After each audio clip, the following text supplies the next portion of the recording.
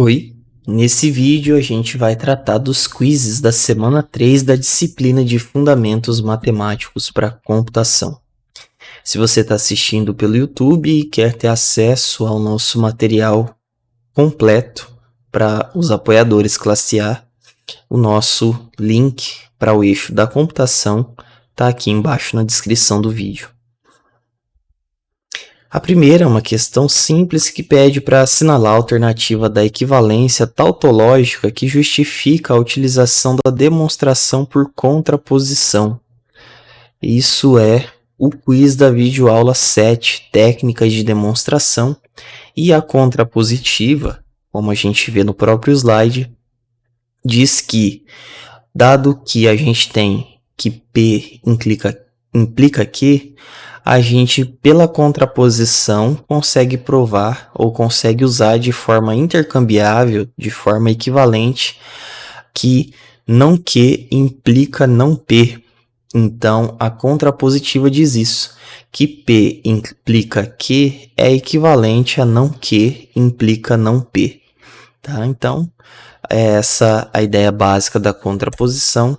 Então é só olhar aqui para a alternativa que tem essa equivalência corretamente, que é a alternativa D. As outras claramente não são a contraposição porque tem que ser assim, né? A contraposição é necessariamente isso. Se eu tenho que P implica Q, isso é equivalente, logicamente, a dizer que não Q ou Q negado implica não P ou P negado. Alternativa D, então. Na próxima questão, ela é referente à videoaula 8, que fala da indução, ou princípio da indução finita, ou indução matemática, é a mesma coisa. Então, em relação às alternativas, temos aí, antes disso, há que relembrar no slide que o princípio da indução funciona aí nesses dois passos, o passo básico, que simplesmente você pega um valor inicial qualquer, né, um P de 0, P de 1, P de algum inteiro ali inicial, e você prova que o que você está querendo dizer que vale ali naquele caso particular, naquele caso específico. E no passo indutivo, que é um pouquinho mais trabalhoso, você vai provar que, tendo a condição valendo para um valor K, pertencente ali aos números positivos, aos números naturais, se vale para K, então, por isso a implicação aqui, então vale para K mais 1. Você tem que conseguir fazer isso. Se você verifica aqui e assume que vale para K, você tem que chegar que também é válido, que também é verdadeiro para K mais 1. Fazendo isso, você finaliza a demonstração pelo princípio da indução. E aí o seu objetivo é, usando o passo básico e o indutivo, você consegue dizer que se eles dois valeram, você tem que essa proposição, que essa sentença P de n, ela é verdade para qualquer valor de n, qualquer número ali que for um número natural, ou seja, um número inteiro positivo. B é a correta, mas vamos olhar aí desde a A. O princípio da indução finita pode ser demonstrado a partir da finitude de R. O R aí, no caso, seria os números reais. O princípio da indução finita, ele é usado com base nos números naturais, ou nos inteiros positivos. Então, não é com base nos números reais, portanto, a incorreta. B. O princípio da indução finita é utilizado na demonstração de validade de propriedades para todo n maior que o n0, ou n inicial, para um certo n0, ou seja, o n inicial, pertencente aos naturais, que está correto. É uma forma correta aí de enunciar o princípio da indução finita, ou usar essa linguagem aqui do Z+, para falar que faz parte aqui dos inteiros, os inteiros positivos, ou simplesmente falar números naturais, que inclusive eu prefiro, né? É mais por uma questão de formalidade, mas a ideia é que o princípio da indução finita ele começa a partir de um número inicial, número positivo inicial, e vale ali dali para frente indefinidamente, né? É finito porque pode ser um número, sei lá, 1 milhão, 2 milhões e tal. Esse número n pode ser o n que você quiser, mas não é um número infinito, né? Porque um número infinito na verdade nem existe. Mas a ideia é que é uma indução finita, porque não importa quanto você queira caminhar nesse n. Esse n pode ser 1000, pode ser, como eu disse, 1 milhão, 2 milhões, 1 bilhão, um número gigantesco, mas ele é finito, tá? Ele não é um número infinito, aquela ideia de infinito que a gente tem no cálculo. Ele para em algum lugar, né? Então, uma vez que ele para em algum lugar, a gente usa esse princípio da indução finita para dizer que não importa onde parar, parou naquele lugar e, portanto, dali para trás até esse n0, esse n inicial, a proposição, a afirmação se verifica, ela é válida.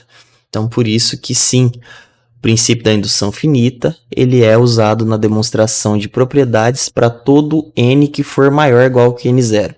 Por isso que tem ali esse passo básico, para dizer que o P de 1 é verdadeiro. Esse 1 é o caso do n0, o valor inicial a partir do qual vale a propriedade, e depois desse valor inicial você pode ir para frente o quanto você quiser ou precisar, para mostrar que aquele n específico, aquele número específico, como eu falei, sei lá, 1000, 1 milhão, 1 bilhão, ele vale, né? Então, a alternativa B é que melhor descreve aí o princípio da indução finita. Olhando para as outras, o princípio da indução finita na alternativa C se aplica na prova de que n é finito. N aí seriam os números naturais e não são números finitos, né? Eles são infinitos. Números naturais, inteiros, reais, racionais, são todos conjuntos de números infinitos, né? Alternativa D. O princípio da indução finita serve para provar propriedades para uma quantidade finita de naturais. O princípio da indução finita ele vale para provar a validade de uma propriedade, como disse aqui a alternativa B, para todo n maior que n0, tá?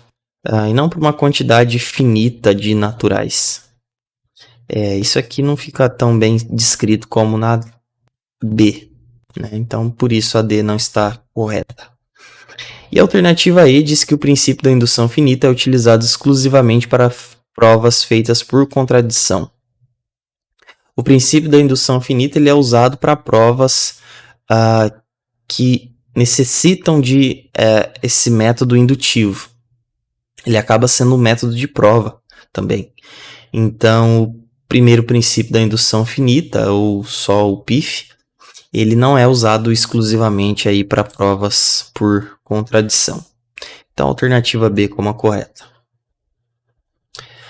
A questão da videoaula 9 de demonstração de correção, parte 2, fala que, em relação à regra do laço, qual é o objeto matemático utilizado em sua aplicação?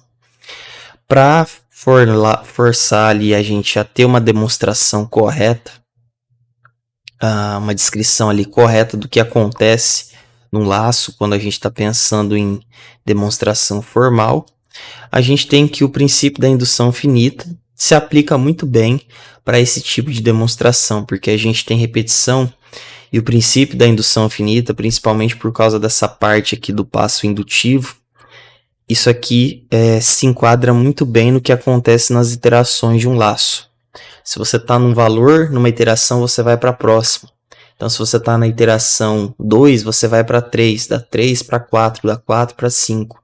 E isso é justamente a ideia que a gente tem quando a gente está usando o princípio da indução finita.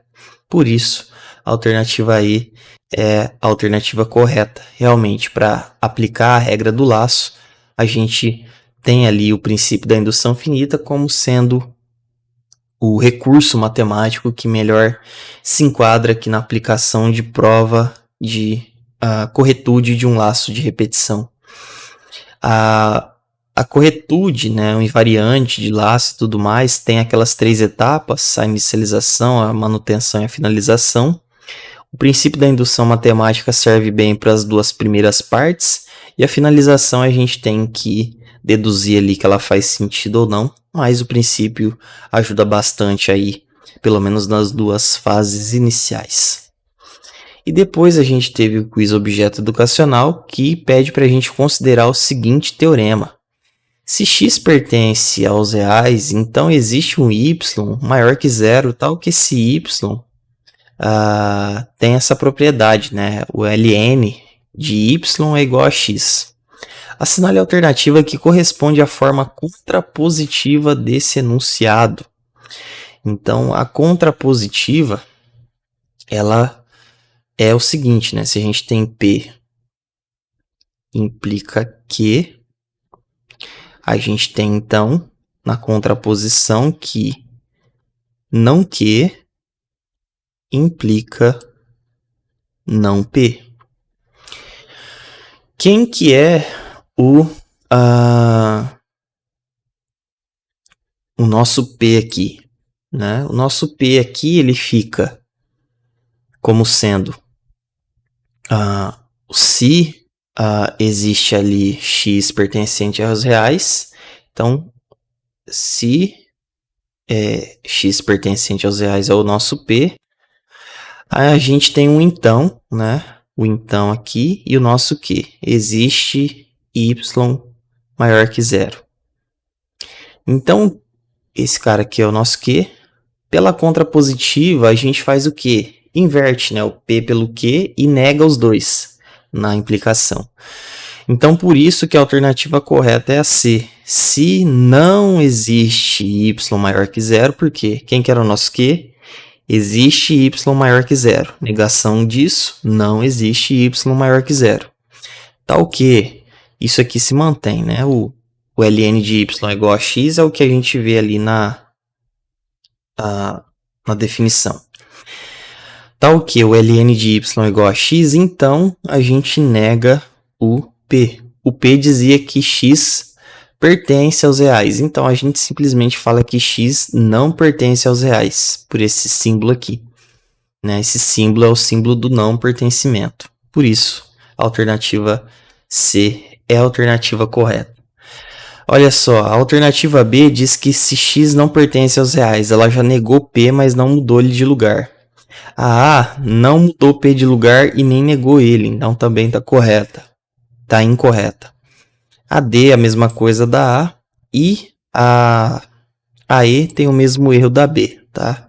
A gente tem que, na contraposição, trocar P e Q de lugar e negar os dois. Então, a única coisa que fez isso corretamente foi a alternativa C. Então, temos aí que na contrapositiva, mais uma vez, a gente vai ter o condicional, a gente tem que enunciar, como está escrito lá na própria resposta, a negação da tese, e isso vai implicar na negação da hipótese.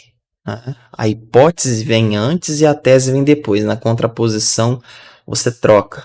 A tese vem para o começo e a hipótese vai para o final e as duas ficam negadas. Tá? Então, a alternativa C aí como a correta. Finalizamos, então, por aqui as resoluções dos quizzes da semana 3 de Fundamentos Matemáticos para a Computação. Até a próxima semana.